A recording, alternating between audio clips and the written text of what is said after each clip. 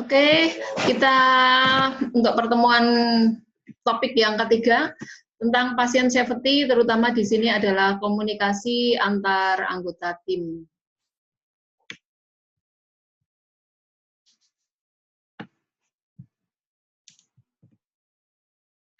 Pasien safety, komunikasi antar anggota tim. Ya, apa sih pentingnya? Ya, kita melakukan komunikasi. Karena pada dasarnya, ya kalau kita lihat kegagalan, ya kegagalan di dalam kita berhubungan atau kegagalan dalam suatu sistem itu hampir 50-70% itu disebabkan karena faktor komunikasi. Ya. Komunikasi itu terdiri dari komunikator, media, dan komunikan. Yang dimaksud dengan komunikator itu siapa? Komunikator itu siapa? Penyampaian pesan. Penyampaikan pesan. Media? Sarana untuk menyampaikan pesan. Ya, sarana. Komunikan? Siapa komunikan itu? Sarana. Sasaran. Sasarannya. Jadi syarat orang berkomunikasi itu minimal ada dua, yaitu komunikator dan komunikan. Komunikator itu orang yang berbicara, komunikan itu orang yang diajak berbicara, yang ketiga adalah media. Nah, di dalam kita berbicara agar tidak menimbulkan salah tafsir, salah tanggap, atau salah pengertian, ya karena sekali lagi hampir 50-70% kegagalan di dalam suatu sistem atau kegagalan di dalam hal apapun, ya ketika kita berkolaborasi dengan orang lain, ketika kita berhubungan dengan orang lain, itu lebih banyak disebabkan karena faktor komunikasi yang tidak benar. Ya.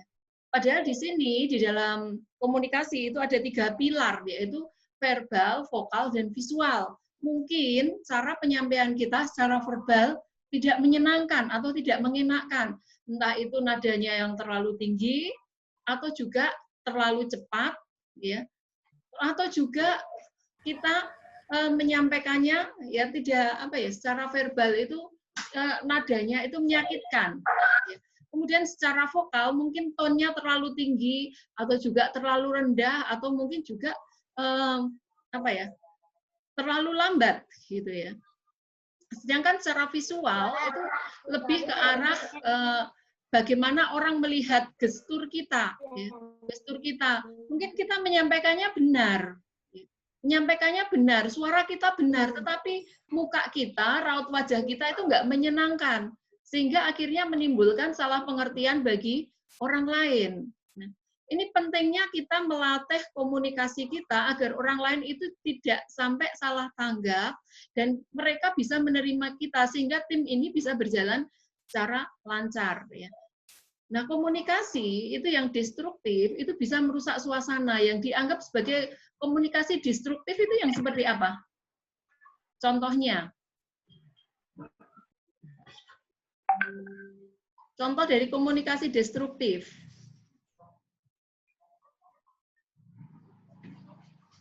Contoh komunikasi destruktif, misalkan kita menyerang, ya. Sering sekali kalau kita berbicara, itu inginnya kita itu didengar. Ya. Padahal kita dikasih karunia 2 telinga dan 1 mulut. Agar apa? Agar kita lebih banyak mendengar dan sedikit berbicara. Kita harus mengasah kemampuan kita untuk mendengar orang lain supaya tidak merusak suasana. Di mana suasana tersebut itu bisa dikatakan sebagai suasana yang destruktif atau komunikasi yang destruktif, ya, karena kita inginnya menang terus di dalam pembicaraan, kita inginnya didengar terus, kita ingin merasa bahwa terlihat bahwa kita paling pinter, kita paling bisa, dan kita jarang mempunyai kemampuan untuk mendengar. Ya. Jadi komunikasi yang sebenarnya itu bagaimana pesan itu bisa diterima dengan baik oleh orang lain. Bukan apa yang disampaikan, tetapi apa yang bisa diterima. Agar dia bisa menerima itu dengan legowo, dengan senang hati, dengan istilahnya dengan ya akhirnya tanpa disuruh pun dia mau melakukan gitu ya. Jadi bukan apa yang kita sampaikan, bukan aku sudah nyuruh kamu ini wingi lak wis tak omong itu, bola bali tak omong itu. bukan apa yang disampaikan, tetapi bagaimana cara kita menyampaikan pesan itu agar pesan itu bisa diterima dengan baik. Yaitu dengan 6 syarat, yaitu harus clear, concise, complete, ya, correct, purpose, dan konkret. Ini nanti akan kita pelajari lebih lanjut. Ya. Nah, kalau kita berbicara tentang tim, ya, tim itu kumpulan orang-orang yang mempunyai masing-masing mempunyai keahliannya tersendiri, ya. Masing-masing mempunyai keahlian sendiri-sendiri, dan ini harus berkolaborasi, harus bekerja sama. Di dalam rumah sakit, di dalam puskesmas, masing-masing mempunyai tugasnya sendiri-sendiri. Ada bidan, ada perawat, ada dokter, ya. Kemudian juga ada sopir ambulan di situ, terus kemudian juga ada apoteker, ada laboratorium, dan seterusnya, di mana antar anggota tersebut itu harus bisa saling mengerti, ya, saling mengkomunikasikan, dan harus saling tergantung. Saya lagi mulang, seyonya.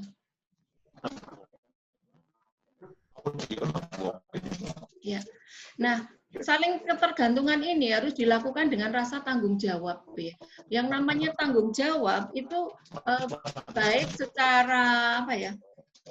Baik secara disadari atau tidak disadari, semua yang kita lakukan itu harus bisa dipertanggungjawabkan. Ya. Dengan apa? Dengan penuh keikhlasan. Ya.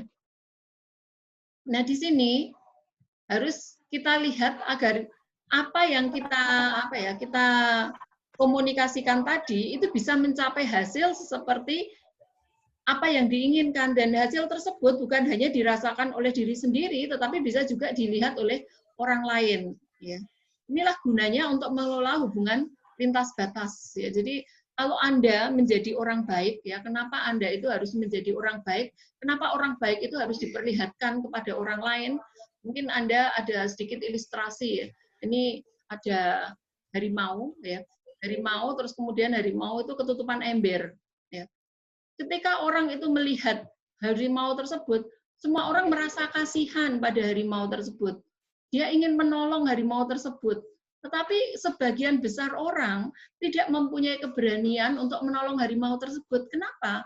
Karena dia takut diterkam apabila dia menolong harimau tersebut. Ya, begitu embernya dibuka, bisa jadi dia diterkam. Nah, maknanya apa di sini? Ya, maknanya adalah bahwa menjadi orang baik itu harus ditunjukkan. Kenapa? Ya, pada saat nanti kita butuh bantuan, orang lain itu akan dengan sukarela ikhlas menolong kita tanpa ada rasa takut untuk diterkam atau malah dipersalahkan atau malah mendapat perlakuan yang tidak mengenakan.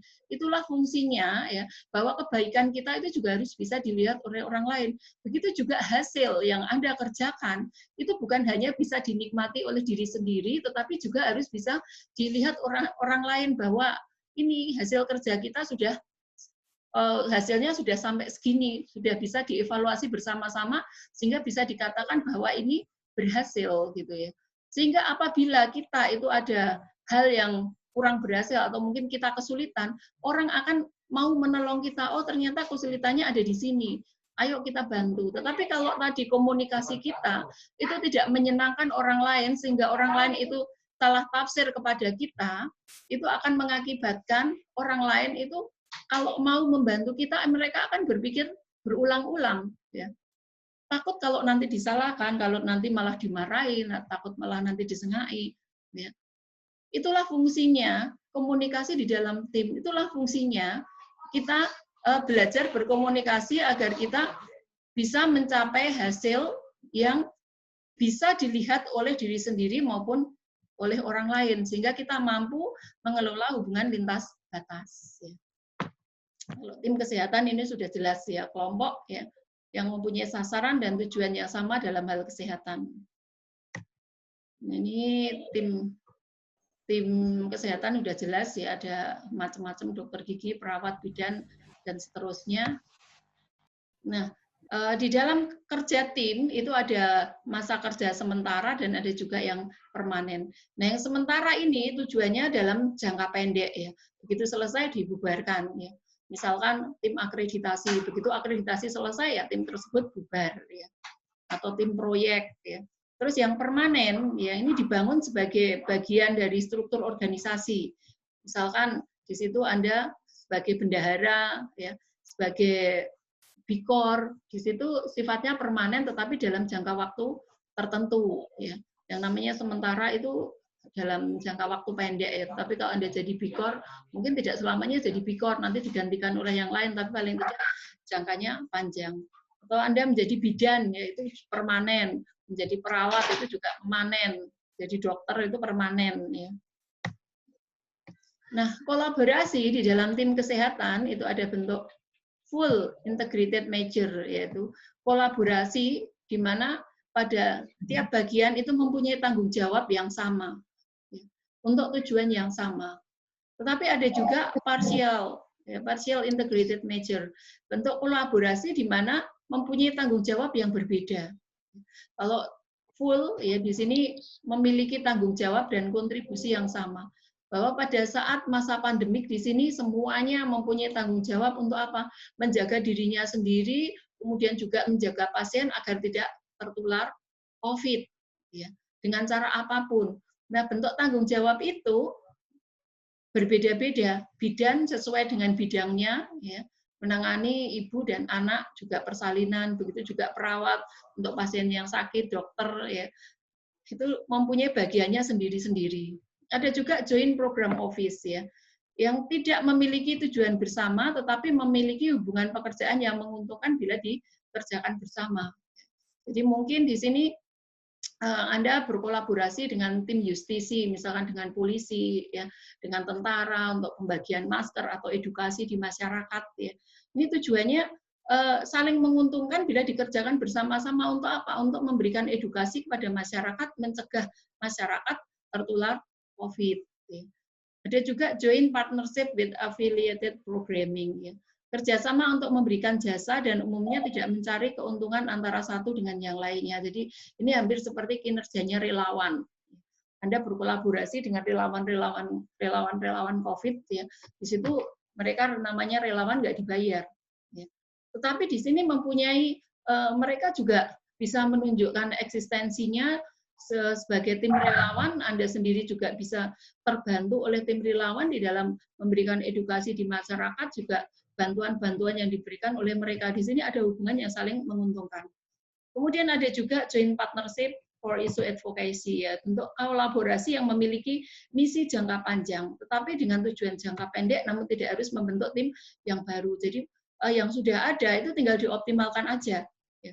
Kalau misalkan tadi ada tim akreditasi, ya, tim akreditasi atau tim Satgas COVID saat ini, ya, Satgas COVID mungkin masa pandemik, ya, nanti sudah ada vaksin mungkin bulan tahun yang akan datang, ya, vaksin sudah diadakan, sudah ada, tidak harus juga ini langsung dibubarkan, enggak, tetapi bisa untuk memprogram atau istilahnya mengevaluasi, ya, mengevaluasi bagaimana, ya, dengan adanya vaksin COVID ini apakah semuanya masyarakat ini tetap patuh atau tidak, ataukah masih perlu edukasi yang terus-menerus, atau bagaimana itu nanti kita lihat, ataukah justru setelah ada vaksin mereka merasa bahwa cuci tangan nggak penting, pakai masker nggak penting. Ini tujuannya, misinya jangka panjang. Prinsip kolaborasi di dalam tim kesehatan itu sendiri, di sini prinsipnya adalah pasien center. Ya. Jadi mengutamakan kepentingan dan kebutuhan pasien terutama, terus kemudian juga di sini membentuk recognition of patient relationship, ya, PCPN relationship, kepercayaan dan berperilaku sesuai dengan kode etik dan menghargai satu sama lain. Intinya bahwa kita melakukan patient safety di sini memang untuk pasien, tetapi kita juga harus melihat bahwa untuk masa sekarang ini keselamatan kita juga penting, ya. Tapi pasien dan keluarga ini tetap menjadi center di dalam pelayanan kesehatan. Dibuktikan dengan apa? Satu pasien aja itu bisa istilahnya kalau ada tempat tidur satu, di situ ada dokter, ada perawat, ada bidan, ya, ibu hamil, terus kemudian dia sakit, ya, kena COVID, di situ ada bidan, ada dokter juga, ada perawat juga, terus kemudian ada tim laboratorium juga, ya. Terus Di situ mereka bersama-sama bersatu untuk apa? Untuk melindungi pasien agar pasien ini tetap selamat, ya, tetap sehat. Jadi intinya adalah pasien center di dalam pelayanan kesehatan. Ya.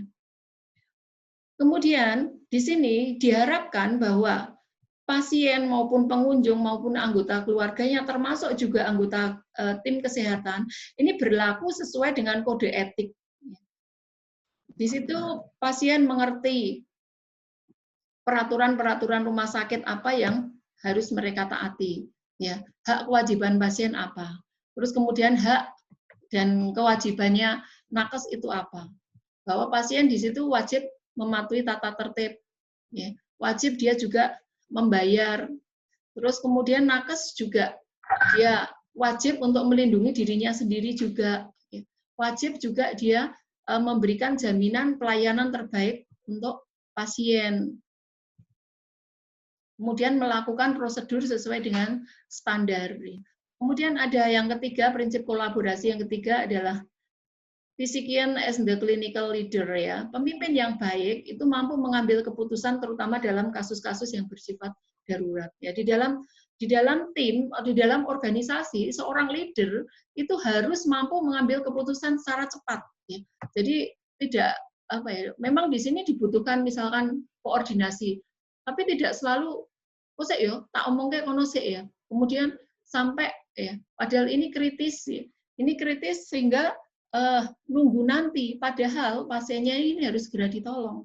Atau mungkin Anda sering mendapat apa ya, di dalam tim organisasi ini sering kalau kita punya masalah gitu ya, terus kemudian kita mengadu ke atasannya, kok saya tak omong ke karo ya kepala puskesmas ya, bikor lapor kepala puskesmasnya dadak lapor lagi kepala dinasnya ndelalah belum ada. Minimal ada tindakan sementara, oh kamu harus bagaimana sih, kurang lebih kamu harus lakukan ini dulu. Sebelum ada keputusan dari atas, kamu lakukan ini dulu sementara. Nah, inilah pentingnya ya leader harus mampu mengambil keputusan di saat darurat. Ya. Anda kemarin juga sudah belajar tentang kritis, ya. Bagaimana sesuatu yang namanya kritis itu yang mampu menyelamatkan nyawa, ya. Yang hubungannya dengan nyawa, ya, itu yang harus dilakukan terlebih dahulu, yang harus diselamatin lebih dulu. Kemudian prinsip kolaborasi tim yang keempat adalah mutual respect and trust, ya. Saling percaya, saling memahami tugas masing-masing. Anda sebagai bidan, terus kemudian dokter, perawat, tahu jobnya apa, ya. Kalau jobnya itu dilakukan dengan sebaik-baiknya di dalam suatu tim, itu semuanya akan berjalan dengan baik. Tapi sekali lagi, walaupun Anda sudah melakukan hal terbaik, tetapi hal terbaik itu harus dilihatkan ke orang lain. Tidak cukup hanya untuk dirasakan diri sendiri, karena orang lain perlu melihat kinerja Anda bahwa Anda memang berhasil di dalam melakukan pekerjaan tersebut. Ya. Jadi komunikasi juga harus dilakukan secara baik, entah itu secara verbal, kemudian vokal, kemudian nonverbal. Semuanya itu harus dilakukan dengan baik, ya. Jangan sampai orang salah mengerti. Termasuk juga di dalam pembagian tugas. Ya. Prinsip kerja di dalam tim itu yang pertama adalah saling menghargai, kemudian mempunyai komitmen, kemudian peraturannya itu jelas, selain jelas juga transparan, kemudian pengendalian diri, ya mampu mengendalikan diri. Kalau misalkan pengen ngomong begitu, ada orang ngomong salah, bukan langsung, oh enggak gitu, ya. Tapi tahan diri dulu, bisa diungkapkan nanti setelah dia selesai bicara, baru kemudian ngomong. Kemudian saling mendukung, ya, bukan saling, nah kowe kan salah ya, harusnya enggak gitu. Anda juga sudah diajari dulu waktu ujian bagaimana kalau misalkan lagi ujian, terus kemudian di situ Anda ngajari adik Anda, terus kemudian ada kesalahan, kita tidak boleh langsung menegurnya di depan pasien, tetapi disenggol ya, dengan disenggol, kemudian dikasih kode. Tapi dia harus ngerti dulu bahwa itu kode harus dihentikan, bahwa ini harus ada jangan begini ya, mungkin disenggol dek, nanti nek tak senggol itu berarti kamu harus menghentikan dulu tindakan kamu ya. Harus ngerti ya. di sini ada saling mendukung ya, kemudian saling terbuka, ngerti kode-kode yang diberikan apa, mana yang kalau terus oke, ya. Kemudian juga saling percaya, kemudian tetap produktif, kemudian selalu berkonsultasi ya. Apa-apa yang dilakukan itu dikonsultasi ben apa biar nggak salah tanggap ya. Biar nggak salah tanggap, nggak salah mengerti. Nah, setelah berkonsultasi kemudian dievaluasi, jadi jangan sampai mengambil tindakan sendiri. Tapi ini aku melakukan kayak gitu, meneng baik kok salah. Ini bukan masalah meneng baik atau tidak, bahwa segala sesuatu tindakan di sini sebagai tim itu memang harus dikonsultasikan, terlepas itu ditindaklanjuti atau tidak, tetapi paling tidak itu minimal ya kalau kita bilang itu KB itu ono omongannya. Karena komunikasi itu penting. Tadi sudah kita bahas bahwa hampir 70% kegagalan di dalam suatu tim atau kerusakan tim itu sendiri, ya, kerusakan organisasi itu datangnya bukan dari luar, tetapi dari dalam. Disebabkan karena apa? Karena kesalahan di dalam berkomunikasi. Akhirnya menjadi saling salah mengerti. Nah, dalam tim kesehatan ini harus saling memahami, ya, kemudian berkomunikasi yang baik dengan masyarakat, saling mendorong peran, kemudian bekerja sama dengan masyarakat, kemudian juga kita diharapkan mampu mempunyai keterampilan yang baik, yaitu kemampuan untuk mendengar, ya, kemampuan untuk mendengar, kemudian juga membicarakan, termasuk di sini adalah diskusi dan memutuskan, kemudian mendorong. Mendorong agar apa? Ikut berperan serta memberikan informasi. Hambatannya di mana? Ya. Kesalahannya di mana? Keberhasilan kita sudah sampai mana? Nah, karakteristik di dalam komunikasi tim ini harus memiliki kecerdasan emosi. Kecerdasan emosi ini kunci pokok di dalam berkomunikasi. Ketika Anda emosi, terus kemudian Anda nggak ngomong, tetapi dari bahasa nonverbal itu kelihatan nggak nyenengke. Ini juga akan membuat orang lain menjadi salah persepsi dan tidak lagi dia bisa berbicara dengan istilahnya dengan apa ya, dengan terbuka. Omongannya mukanya aja nggak nyenengke lah, kurang ngomong apa-apa, aku bentak juga enggak ya. Tetapi dari gesturnya, dari bahasa nonverbalnya sudah kelihatan bahwa dia tidak mempunyai kecerdasan emosi. Ini akan menimbulkan salah sangka. Sehingga di sini di dalam tim itu harus diperhitungkan juga untuk mengkolaborasikan antara orang introvert dan ekstrovert. Ya. Mereka yang banyak ngomong, kemudian kinerjanya lambat, orang introvert mungkin yang dia banyak bekerja tetapi dia nggak banyak ngomong. Di sini harus dipadukan, ya, sehingga mereka bisa saling memberikan informasi, udah tekan mana, ya pekerjaanmu udah sampai mana. Kemudian di sini tim itu harus saling berbagi. Saling berbagi info terutama, ya. Komunikasi, kuncinya adalah komunikasi. Info apa, sudah sampai mana kerjaannya. Ya. Kemudian saling memahami apa sih kesulitannya, kenapa dia nggak mengerjakan pekerjaan ini dengan baik, kesulitannya dia apa. Nah, tujuannya apa? Ya. Tujuannya agar tujuan bisa tercapai. Ya. Kemudian memiliki waktu untuk berhumor. Ya. Jadi kalau di dalam berkomunikasi, ya, tidak selalu semuanya harus kita tanggapi dengan serius, tetapi dibutuhkan juga candaan. Terus kemudian proaktif. Ya. Proaktif itu tanpa disuruh, itu sudah ngerti yang dikarepke apa. Ya. Intinya bisa memberikan lebih dari ekspektasi dari yang diharapkan. Ya. Misalkan, Mbak, laporannya gue ini ya. Itu bukan hanya sekedar masalah laporannya dibawa, tetapi bagaimana cara Anda menyampaikan pesan saat Anda sampai, cara Anda menyerahkan, kemudian juga waktu Anda menyerahkan itu seperti apa, ya, raut mukanya bagaimana, terus kemudian Anda melihat waktu Anda menyerahkan dia lagi sibuk, kira-kira butuh bantuan atau tidak, atau laporan yang Anda buat itu sebetulnya hanya sederhana, tetapi Anda membuatnya justru begitu rapi, teliti, kemudian ya di luar, intinya di luar ekspektasi, ya, dalam arti ekspektasi lebih, ya. Itu dikatakan sebagai proaktif, ya. Kemudian yang terakhir adalah kepemimpinan yang kuat, itu sebagai fondasi. Fondasinya di dalam keberhasilan tim itu ada pada pemimpin. Pemimpin tadi harus mampu mengambil keputusan, harus ngerti jobnya masing-masing itu apa, karena fondasinya itu ada di pemimpin. Begitu pemimpinnya nggak mampu mengambil keputusan, apa-apa harus konsultasi dulu, takut salah, ya. takut nanti dia istilahnya apa ya, diseneni. Karena memang seorang pemimpin dia harus mampu melindungi anak buahnya. Kesalahan anak buahnya adalah kesalahan dia. Ya. Sebagai seorang pemimpin yang bertanggung jawab seperti itu. Tetapi tidak semua orang bisa menjadi pemimpin yang seperti itu, yang bisa melindungi anak buahnya dari semua cacian atau dari apa ya, komentar-komentar buruk. Ya. Tapi di sisi lain dia juga harus mampu mendorong timnya ini untuk bekerja lebih baik. Jadi omongan dari luar disaring, ya, dia yang dadaki, tetapi dia di dalam dia mampu mendorong kinerja timnya untuk bisa menjadi lebih baik. Itu karakteristik dari seorang pemimpin. Ya.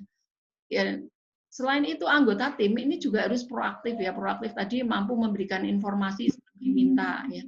Kemudian memberikan dukungan dan bantuan sebelum diminta. Intinya proaktif pangerten gitu ya, pangerten, ngasih informasi, memberikan dukungan, kemudian mengambil inisiatif, kemudian memberikan bimbingan, kemudian memberikan saran, ya, kemudian memberikan kabar terupdate situasi saat ini seperti apa, itu namanya proaktif. Jadi nggak harus disuruh dulu. Aku ra dikongkon gawe koyo ngono kok, aku ra dikongkon ngirim kok. Udah ngerti tugasnya apa, ya, dan dia bisa memberikan lebih dari yang diminta. Nah, teknik komunikasi di sini ada komunikasi isbar ya, sama seperti kalau Anda praktek di sini ya. Pertama introduction salam, kemudian tolong Ibu sebutkan namanya Ibu ya, sesuai dengan prosedur rumah sakit ya, tolong sebutkan nama, alamat, kemudian usia Ibu ya, secara lengkap ya. Seperti itulah ya. Terus kemudian situasinya ya. Kemudian background, assessment dan recommendation. Salam, ya. Nama, sebutkan siapa Anda, nama Anda siapa, selamat pagi, selamat siang, ya. Tolong Ibu sebutkan, ya. Kemudian sebutkan pasien, ya. Kemudian gendernya, kemudian diagnosanya dia apa, ya Ibu sakit ini karena itu saya akan memeriksa ini, ya. Pemeriksaan ini prosedurnya bagaimana, misalkan TTV, Ibu nanti akan diukur tekanan darahnya, nadi, suhu pernapasan. Terus kemudian Anda bisa melihat bahwa status mentalnya pasien saat ini sedang apa? Oh, dia sedang down, dia sedang kesakitan. Kemudian prosedur apa yang harus dia lewati? Kemudian sabar, ya, sabar. Ini adalah kunci di dalam menghadapi pasien. Kemudian background di sini Anda bisa melihat catatan medik, ya, catatan medik pasien dulu seperti apa, riwayat alerginya apa, ya, terus kemudian family location-nya di mana, religion, kulturnya, ya, dan seterusnya. Kemudian assessment, ya, tindakannya apa yang harus dilakukan, ya, apa yang harus Anda catat, apakah dia perlu diisolasi atau tidak, kondisi kulitnya, faktor risiko, dan seterusnya. Kemudian rekomendasi, ya. Rekomendasi apakah dia perlu tindakan segera atau tidak, ataukah ada hal-hal yang harus diprioritaskan, ya. Misalkan apakah dia nyerinya dikontrol, ya, sehingga dia nggak mengalami nyeri, apakah infusnya, suntikannya, dan bagaimana kita berkomunikasi dengan keluarganya. Ini contohnya ya. Ini tugas untuk Anda nanti diupload di grup adalah membuat komunikasi isbar. Komunikasi contoh kayak Anda apa? Selamat siang Bu, persis seperti Anda kalau melakukan tindakan itu aja. Tugasnya itu untuk membuat komunikasi isbar untuk diupload di grup. Itu kurang lebih untuk komunikasi tim.